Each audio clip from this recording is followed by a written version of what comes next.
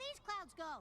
Over by clear skies. But there's clear skies everywhere. Yo, clear skies right here. But there's clear skies over there, too. That's open skies. There's open skies everywhere. I'm not everywhere. I'm right here. Who's on first? What's on second? I don't know's on third. Do you know the fellow's names? Yes.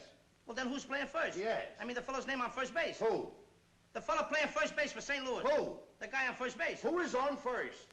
Well, what are you asking me for? I'm not asking you, I'm telling you. Who is on first? There's the band. No, that's not the band. The band is performing later on. Who's on stage? You tell me. Who? The name of the group on stage. Who? The name of the group. Who? The group on stage. Who? The band. No, the band is performing later. Right now we're listening to who? That's what I want to know. Oh, something tells me I'm gonna love this episode. Welcome, friends, to Tanks for the Memories.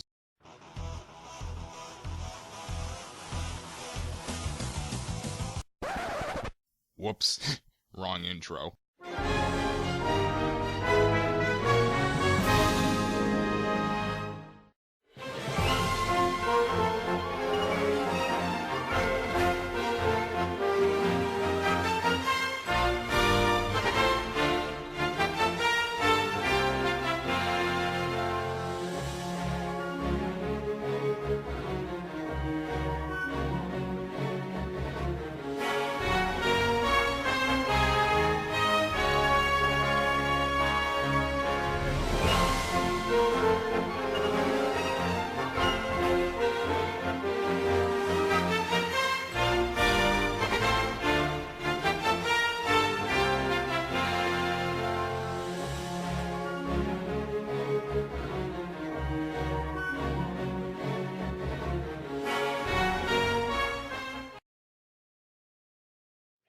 Hello, peoples of the internet. I'm the Animation Analyst, and I'm back for another Season 5 MLP review.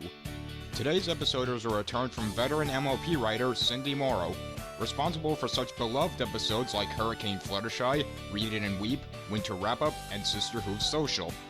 Some have mixed feelings on her though, because she also wrote some less than positively viewed episodes like The Showstoppers, One Bad Apple, and Owl's Well That Ends Well.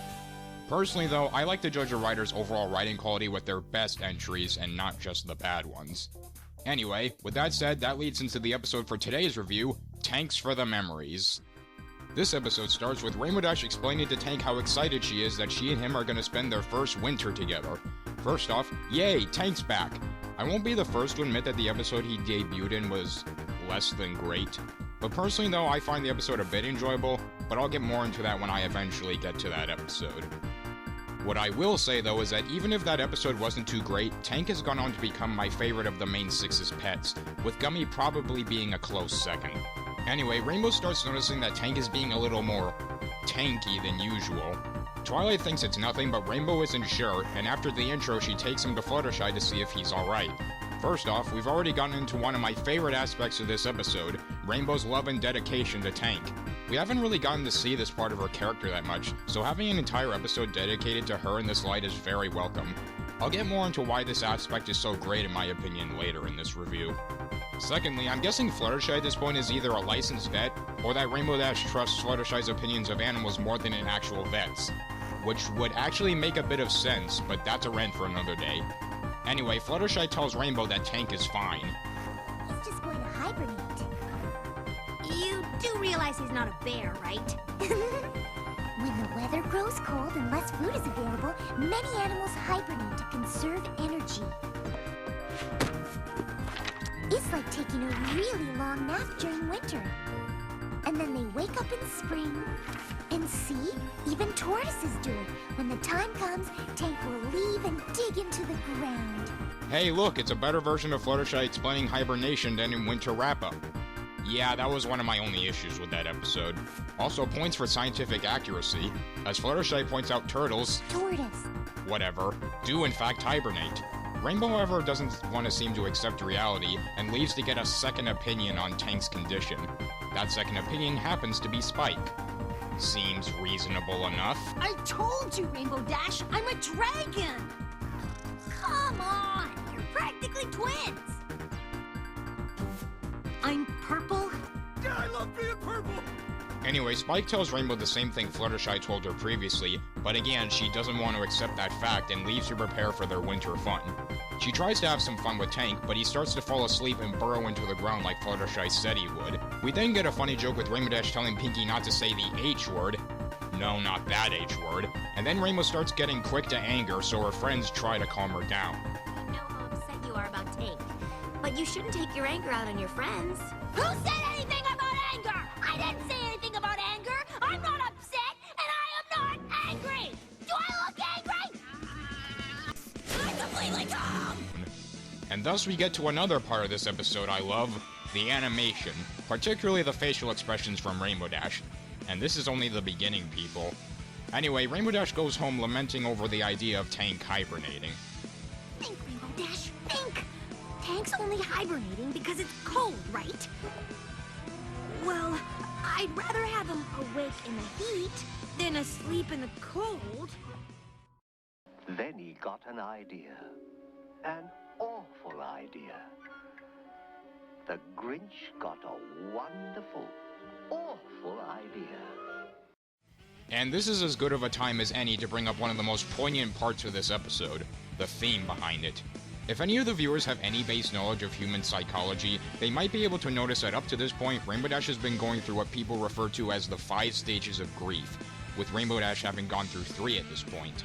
Denial, when she didn't believe that Tank was going to hibernate, anger, for obvious reasons, and at this point, bargaining, aka her trying to stop winter. Typically when they do plots with characters going through these stages, it's to do with accepting loss, usually by death. And yeah, if you substitute hibernate with die, it makes this episode feel a lot more deep than on a first glance.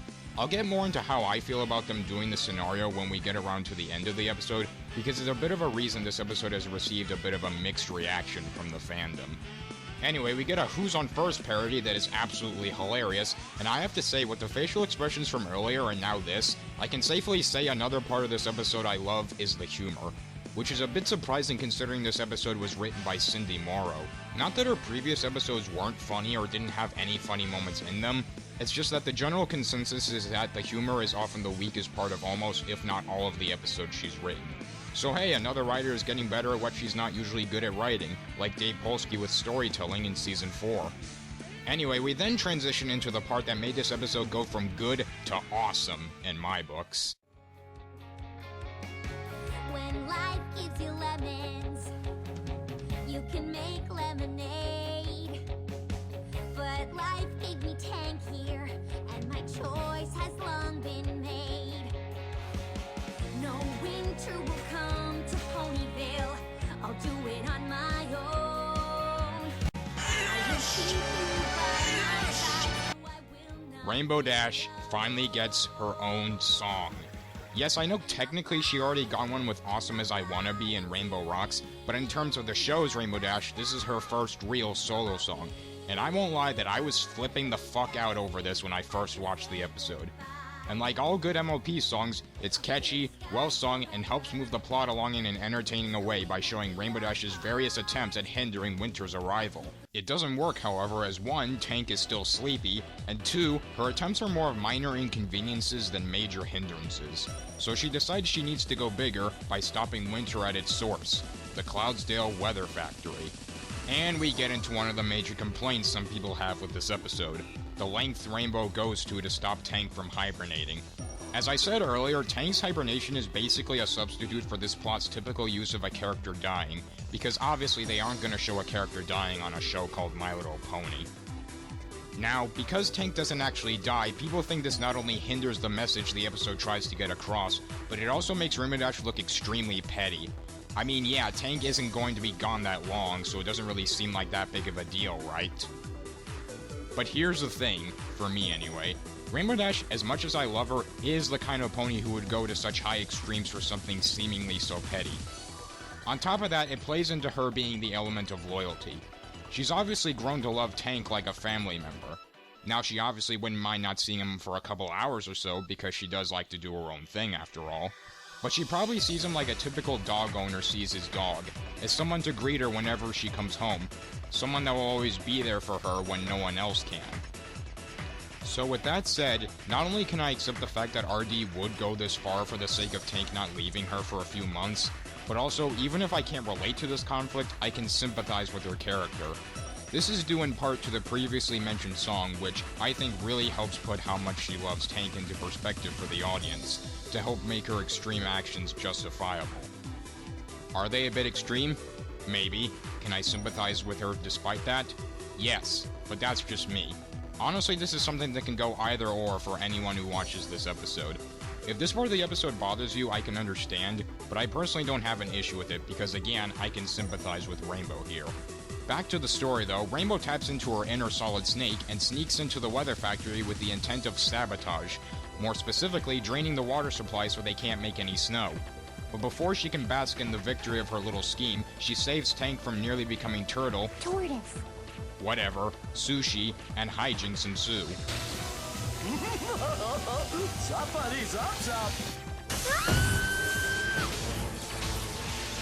Things quickly get way out of hand, or hoof, and it leads into one of the machines getting ready to explode, and then we get this bit. Prepare yourselves, every pony. Winter is coming. Okay, first there was a big Lebowski reference in the Cutie Pox, then there was a reference to Kill Bill and Mystery on the Friendship Express, and now a Game of Thrones reference? Who is responsible for this? I demand that you show yourself! Who are you?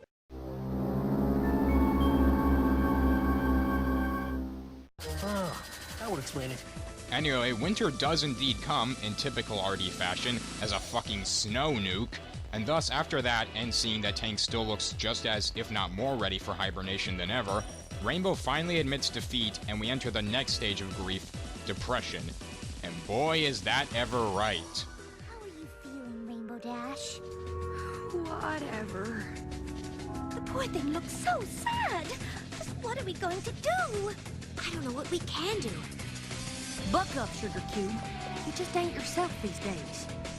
Whatever. Oh, how can I say this tactfully? You've lost your sparkle, Rainbow Dash. I hate to say this, but, well, you've become a party pooper. Didn't you hear me? I said whatever. I don't know if you're here to cheer me up or what, but I'm fine.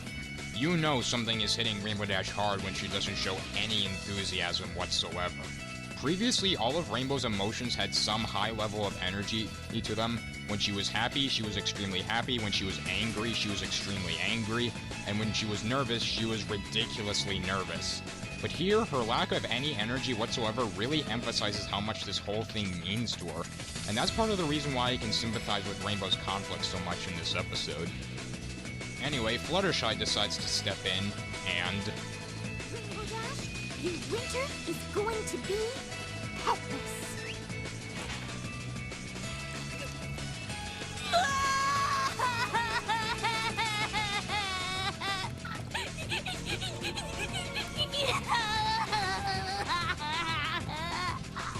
Whatever did you do that for? Because she'll never get past this until she lets it all out. oh my god! She remembered her lesson from It Ain't Easy Being Breezies! How sometimes doing something mean is actually the kindest thing you can do for someone! Holy crap, she's actually developing as a character! Fluttershy is on a fucking roll this season, I swear! Thank you, Cindy Morrow. Thank you for giving Fluttershy the development she deserves.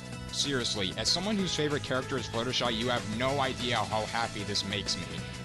Anyway, fangirling over Fluttershy's development aside, Rainbow indeed lets it all out, and if I had one thing to complain about in this episode, and I admit this is pure nitpicking on my part, but I find it a bit silly and stupid when most of the rest of the main six start crying with Rainbow Dash. I don't know, I've just never been a big fan of that trope of when one character cries, they all cry. Here's the thing for me. When it was just Rainbow crying, I legitimately felt bad for her. I wasn't crying with her or anything, but that's only because it's not easy for a piece of fiction to actually make me cry.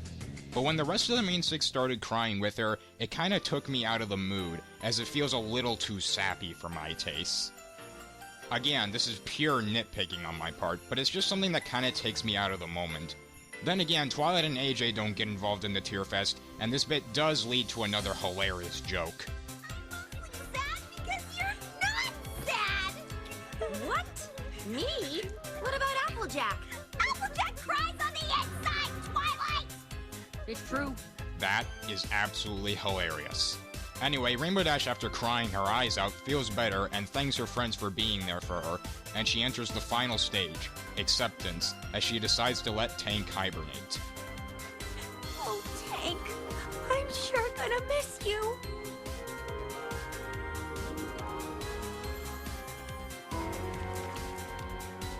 So, you really want to do this hibernating thing, huh? Goodbye, Tank. See you later, little fella. Goodbye, Tank. We'll miss you.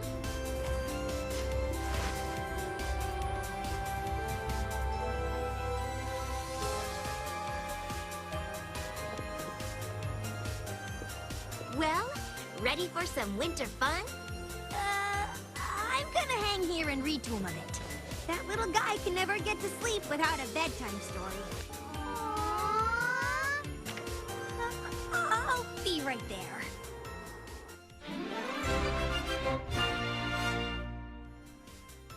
And now it's time for the animation analysis. This is the special part of my reviews where I talk about the highlights of the episode in terms of animation. The highlights of this episode in terms of animation include, as mentioned before, all the hilarious facial expressions from Rainbow Dash. Seriously, this face makes me lose it every time I watch this episode. I also love how the winter in this episode feels a lot more different from the winter and winter wrap-up.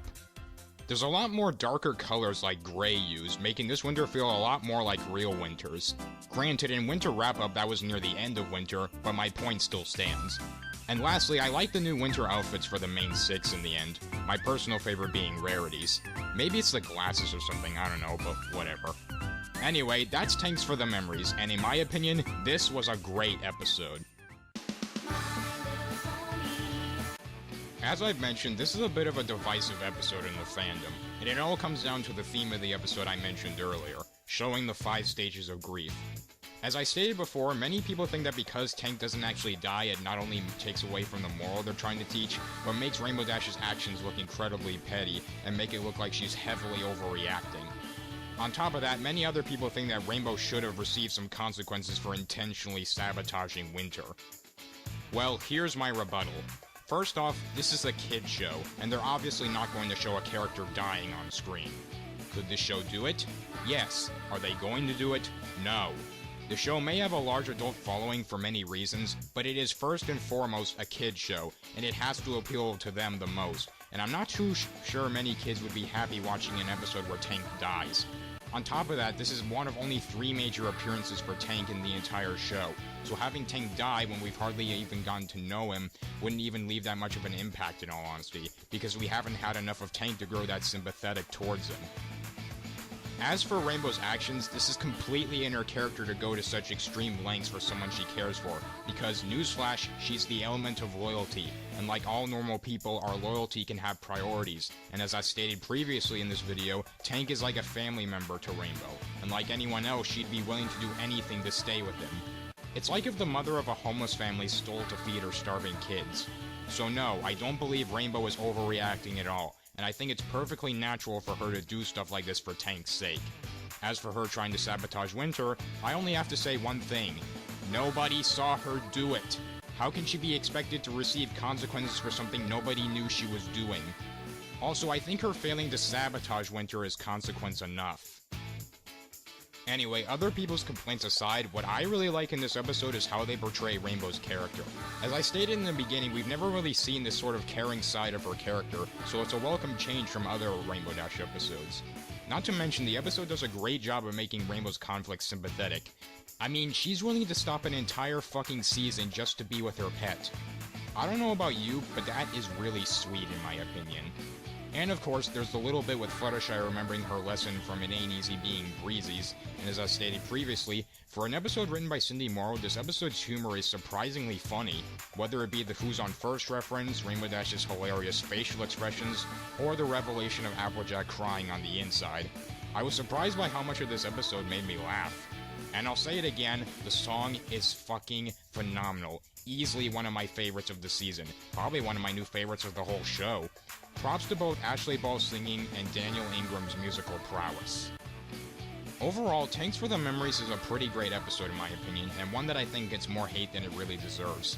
With a well-told story that offers a great, well-paced showcase of the 5 stages of grief, some good development of both Rainbow and Fluttershy's character, some surprisingly good humor and animation, and an awesome song number, this is one of my personal favorites of the season, and one of my new favorite Rainbow Dash episodes. How much you like this episode all depends on if you can sympathize with Rainbow's conflict. If you can, you'll probably really enjoy this episode like I did. If not, you'll probably end up thinking she's overreacting like many people who dislike this episode. I can see both sides of the coin, but as I said before, I personally think Rainbow Dash's actions were completely understandable and sympathetic. But again, that's just what I think. Anyway, that's the end of my review. If you enjoyed this video, don't forget to comment, like, and subscribe, and feel free to leave some review suggestions for if and when I stop doing or take a break from doing MLP reviews. Anyway, for my next MLP review, we get the return of another veteran MLP writer, Dave Polsky, with the episode Appaloosa's Most Wanted. Sayonara, every pony! When life gives you lemons, you can make lemonade.